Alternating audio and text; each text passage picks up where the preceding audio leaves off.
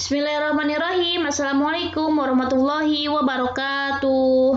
Bagaimana nih kabar teman-teman mahasiswa tes psikoterapi semester 6? Mudah-mudahan selalu dalam keadaan sehat ya teman-teman ya. Amin ya rabbal alamin. Teman-teman, hari ini kita akan melanjutkan perkuliahan ya. Setelah kemarin saya mengantarkan tentang bagaimana itu ya, atau apa itu terapi lintas budaya ya. Ini sekarang metode atau pendekatan yang digunakan dalam terapi lintas budaya ya. Metode atau pendekatan dalam terapi lintas budaya ini penting saya sampaikan ya teman-teman ya.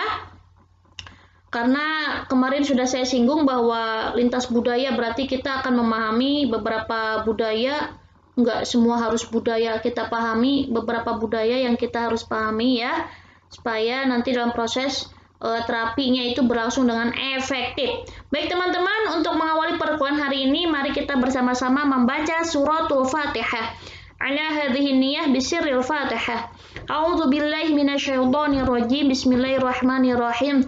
Alhamdulillahirabbil alamin arrahmanir rahim. Maliki yaumiddin. Iyyaka na'budu wa iyyaka nasta'in. Ihdinas shiratal mustaqim. Shiratal ladzina an'amta 'alaihim ghairil maghdubi 'alaihim waladdallin. Amin. Teman-teman, Bu, apa sih atau bagaimana sih metode atau pendekatan yang digunakan dalam terapi lintas budaya? Nah, dalam terapi lintas budaya, metode atau pendekatan yang digunakan adalah metode kultural atau disebut dengan multikultural terapi. Multikultural itu terapi yang berbasiskan pada budaya yang banyak. Multi itu kan banyak, kultural itu budaya. Jadi kita dalam proses terapinya tuh nggak menggunakan tradisi ini ya, atau pendekatan satu aja ya.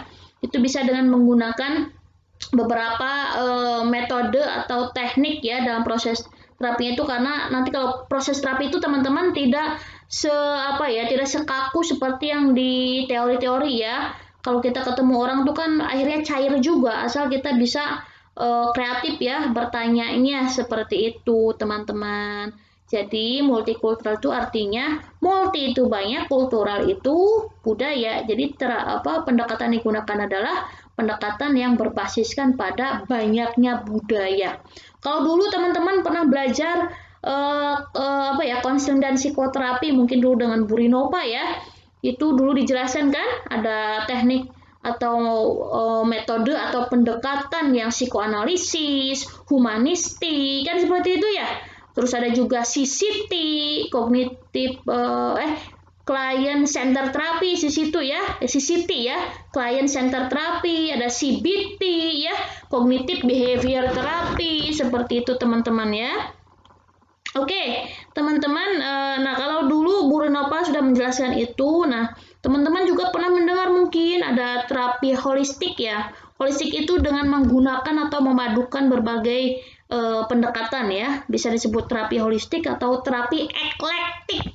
Eklektik itu menggabungkan antara terapi satu dengan terapi yang lain. Nah, katanya di Indonesia itu menggunakan terapi yang eklektik tadi, penggabungan ya, tidak bisa hanya CCT aja, misal client center terapi, tapi bisa dipadukan misal dengan humanistik atau gestalt seperti itu ya, tergantung pada kondisi atau keadaan si klien kita itu. Nah, kalau di dalam terapi lintas budaya, kita itu menggunakan tadi ya, termasuk eklektik juga. Kita misalkan menggunakannya terapi CCT atau CBT, nanti dikaitkan dengan budaya. Bagaimana budaya yang kita hadapi pada klien tersebut ya, kita harus masuk pada budayanya juga, kita harus paham. Nah, pendekatan multikultural adalah suatu cara pandang atau perspektif yang digunakan dalam proses terapi lintas budaya. Yang dalam pelaksanaannya lebih menekankan pada pencarian persamaan antara terapis dengan klien agar proses terapeutik atau pengobatan berjalan dengan lancar. Bukan lancar ini ya, lancar seperti itu ya. Teman-teman, jadi meskipun tadi berbeda budaya yang banyak, tapi kita jangan terlalu fokus di distingsi atau perbedaan-perbedaannya. Justru yang harus kita cari itu irisan-irisan atau persamaan-persamaannya. Biar apa? Biar nyaman nanti kliennya ya, nggak merasa dipojokkan, nggak merasa jadi nggak enak gitu kan, seperti itu ya. Oke. Bagaimana sih pentingnya pendekatan multikultural dalam terapi lintas budaya? Menurut pendekatan multikultural ini, seorang terapis harus mampu menjadi seseorang yang sangat toleran, ya. Toleran itu bisa menghargai, bisa menerima, ya, terhadap segala perbedaan yang ada. Oke, ini kacamata saya ya. Oke, nggak apa-apa. Oke, lanjutnya peka ya, peka dan juga terbuka pandangannya sehingga klien akan merasa nyaman dan mau katarsis. Katarsis itu menyampaikan unek-unek atau perasaan yang selama ini menjadi beban ya, seperti itu teman-teman ya. Oke, selanjutnya selain itu dengan adanya pemahaman tentang pendekatan multikultural ini, maka diharapkan akan terjadi saling menghargai kan tadi ya, tasamuh, saling bertoleransi, saling menghargai. Ini kayak ini ya, prinsip ini ya. Prinsip apa? Moderasi beragama ya. Moderasi beragama itu kan berarti agama itu bukan berarti beragama itu sama semua, bukan, tapi kita harus saling menghargai.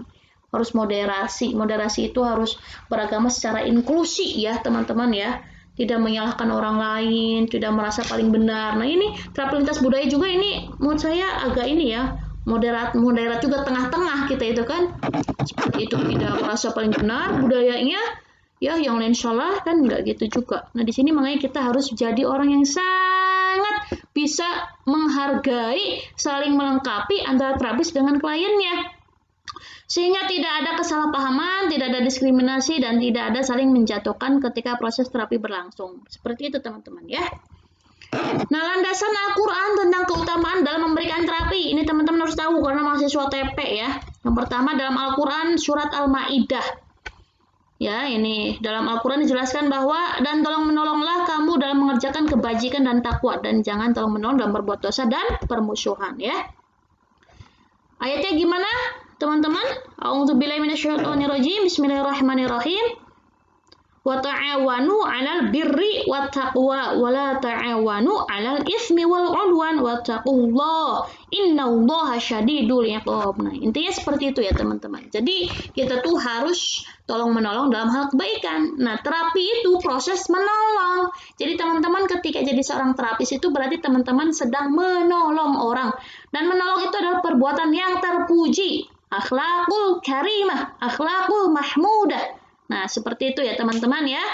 Yang kedua, dijelaskan pula dalam ayat Al-Quran, ini surat Al-Asr, ayat 3 ya. Bismillahirrahmanirrahim, apa nih artinya?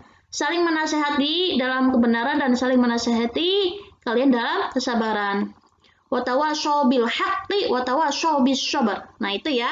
Saling menasehati dalam kebenaran dan saling menasehati kalian dalam kesabaran. Itu ya. Karena manusia itu memang itu ya, manusia itu tempatnya ujian memang. Kalau nggak diuji berarti bukan manusia. Kan seperti itu. Nah, terkadang ketika ujian itu tidak bisa dipecahkan oleh sendiri, ya nggak apa-apa. Kita minta nasihat ke orang yang lebih berpengalaman, ya.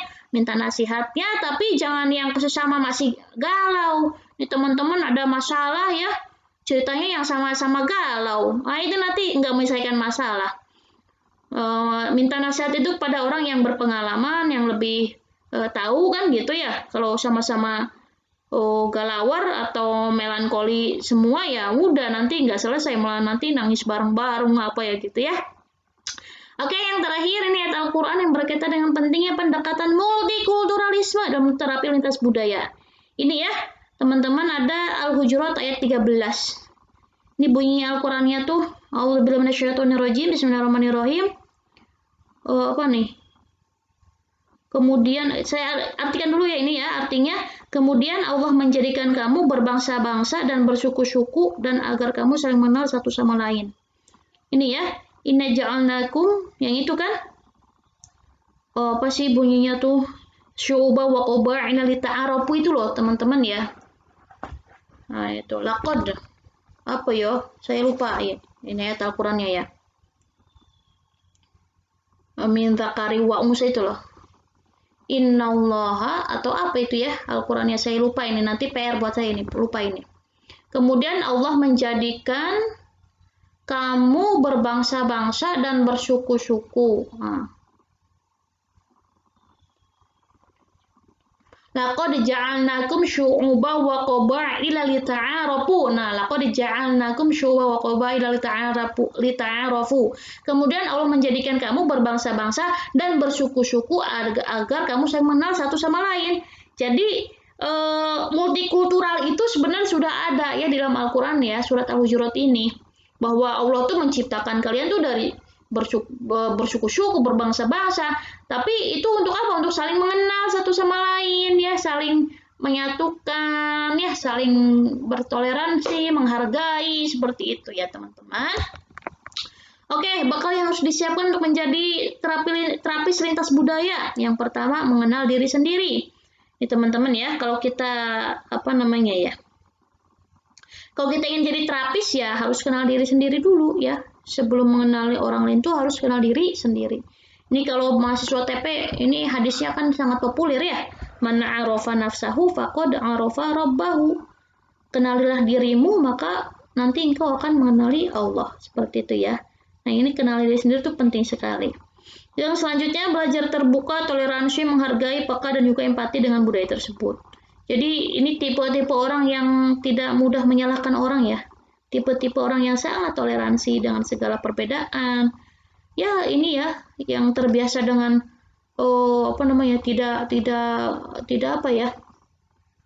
tidak membesar-besarkan ketika ada perbedaan yang kecil gitu ya, itu tidak dibesar-besarkan, nggak apa-apa ada perbedaan. Kalau ada orang yang sholat dengan kunut, tapi yang satunya enggak, ya nggak apa-apa ya, toleransi kan. Ada yang orang tahlilan ini enggak, ya nggak apa-apa kan gitu ya. Ada orang yang pakai cadaran ini enggak, ya nggak apa-apa juga gitu kan. Ada orang yang pakai celananya cingkrang, kita enggak, ya nggak apa-apa juga kan gitu ya. Ada orang yang misal pakai janggut ini enggak, ya nggak apa-apa juga ya gitu teman-teman ya. Ada orang yang kalau ngomong tuh besar ya, kencang, yang satu lembut banget, ya nggak apa-apa gitu kan, saling menghargai. Ada yang pakai bajunya tuh rapi banget, tapi yang satunya enggak, ya nggak apa-apa ya, perbedaan itu adalah indah.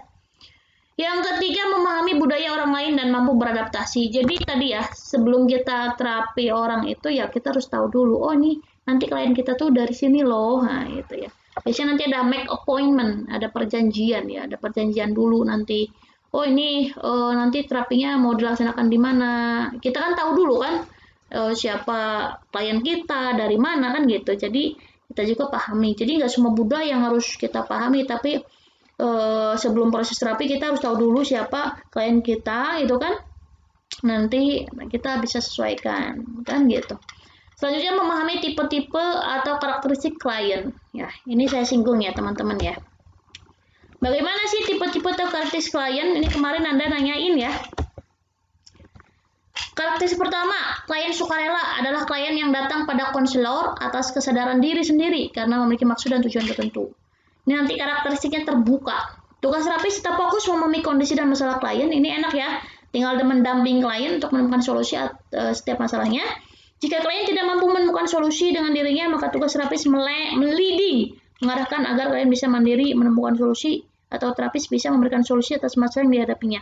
Jadi kalau dalam pendekatan CCT ya, client center terapi itu kan fokusnya kepada kliennya. Klien tuh punya masalah dan biasanya tahu jawaban atas masalahnya. Tapi kalau kliennya tidak tahu atas masalahnya ya, terapis itu boleh memberikan solusi atas masalahnya ya, menawarkan solusi bagaimana kalau begini, apakah ini ya, itu nanti dialog seperti itu.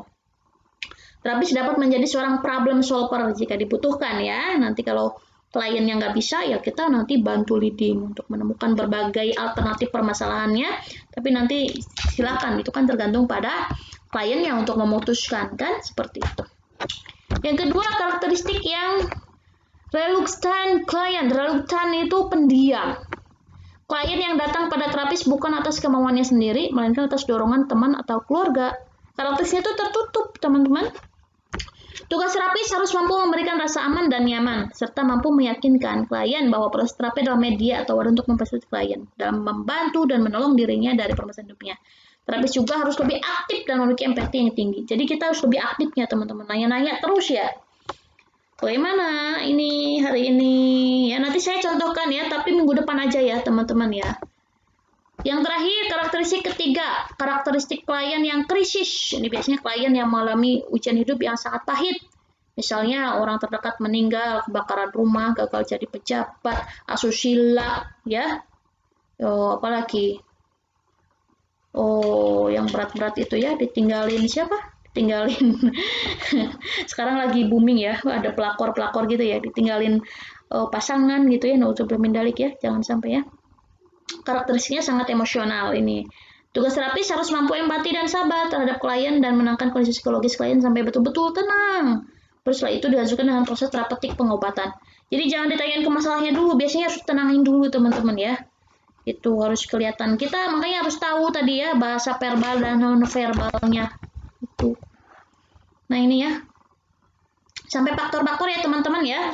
Ini proses terapinya minggu depan. Ini faktor-faktor yang mempengaruhi efektivitas terapi lintas budaya. Satu, terapis memahami klien, budayanya, dan bahasa nonverbal. Tadi saya sudah singgung ya. Bahasa nonverbal itu kita harus paham. Nada suaranya, gerakan matanya, gestur badannya, bahkan penampilannya. Jadi kalau tadi karakteristik kliennya itu misal yang krisis, ya kita jangan langsung nanya-nanya, ibu gimana, ibu jangan terlalu banyak pertanyaan. Kita masuk dulu ke dunia dia, kita peka dulu, berikan sentuhan dulu tadi ya sesama muhrim, ya, sesama maksudnya sesama yang ini ya, yang apa laki-laki ya ke laki-laki, perempuan yang perempuan gitu. Klien harus terbuka dan menyampaikan apa adanya ya. Itu kalau mau efektif berjalan efektif terapinya, klien harus terbuka. Kalau sulit tadi makanya kan harus pelan-pelan ya. Saling mengerti dan menghargai satu sama lain itu teman-teman kuncinya ya. Ini kan lagi membangun hubungan juga kan ini ya. Rapport itu report bacanya rapport ya. Rapport itu membangun hubungan yang baik ya. Agar teman-teman tuh dalam proses terapi nanti berjalan dengan baik. Yang terakhir, memiliki niat yang sama atau satu frekuensi. Terapis ingin menolong dan klien yang ingin ditolong. Pertolongan atau proses terapeutik ini bertujuan untuk supaya adanya perubahan perilaku, perubahan berpikir, dan perubahan emosi ke arah yang lebih baik gitu ya. Itu teman-teman ya, minggu depan saya lanjutkan ini bagaimana proses pelaksanaan dalam terapi lintas budaya. Jadi prosesnya gimana itu minggu depan ya teman-teman. Jadi stay tune di perkuliahan terapi lintas budaya, tetap semangat. Setelah minggu depan saya jelaskan tentang proses terapinya, teman-teman nanti langsung praktek ya. Ya, praktekkan dan divideokan. Sekarang tugas teman-teman adalah mencari siapa partner saya ya. Misal Mas Amilin dengan Anda atau siapalah terserah ya. Ada Sidik misal dengan Azizi atau siapalah, silakan ditentukan teman-teman. Teman-teman yang atur sendiri ya. Ini kelas ini ada 22 pas ya. Jadi pasangan-pasangan berdua-berdua ya. Nanti di-share dua orang itu ke grup WA. Oke teman-teman, itu saja yang bisa saya sampaikan. Terima kasih. Saya tutup bila taufiq wal hidayah. Wassalamualaikum warahmatullahi wabarakatuh.